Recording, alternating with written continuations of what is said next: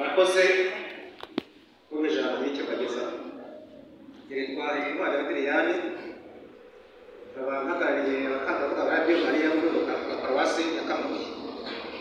Ushaka kubagezaho rero maze muri hariya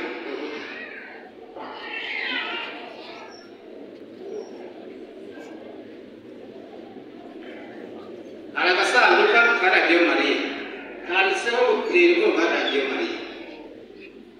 Ubwo rero utari ku Radio Mariya no gufasha Yesu bikira Mariya gukiza isi, murabizi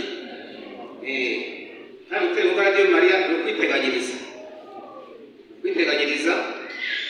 ngira ngo niba barumvise bisa Yesu kwa gatatu cyashize ku cyiciro cya 21 habaye iki Radio Mariya abayikurikiye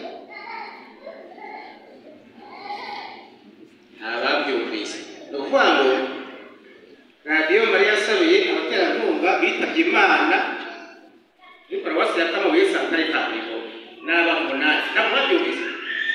Hari umuzehe Karabayinga, Frederico Muramwibuka, harimo Pascal Ngendahaye ku Muramba, harimo Muramba François Karangwa, harimo Rwabyo Stanislas, harimo Cheze Feliciane, harimo Nyarutu, Emeriana, harimo Kabaswa Tasiana, n'abari munani. Muri rero gutera Radio Mariya no kwishyira muri mituweli niyo utajya Imana ijya kuzirikana ibizo wagize. Ubwo rero kaya gasanduku rero katinze kuboneka kuko kaziye mu Kayoboke, tujye twacisha inkunga igomba gufasha Radio Mariya gusoza ubutumwa bwayo. Ngira ngo Mateo ya 14 insanganyamatsiko yayo bamuyibuka yabaguye nayo yibutse ijambo ry'Imana ryogere hose. Inshingano ya Radio Mariya ni kwamamaza ijambo ry'Imana kuri bose.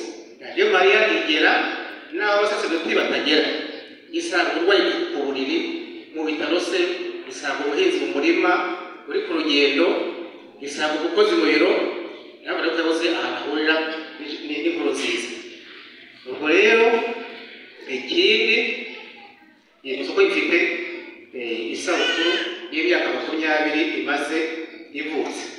Iyo sabukuru ubuye bwa yagejeje kuri tariki 15 kwa Somusiyo, ariko bageze igihe kuri 10 ku mwaka byumvise bitari sayene kureje kacize. Ngo muratumira uzashobora kujya muri uwo munsi mukuru, muratumira. Ubwo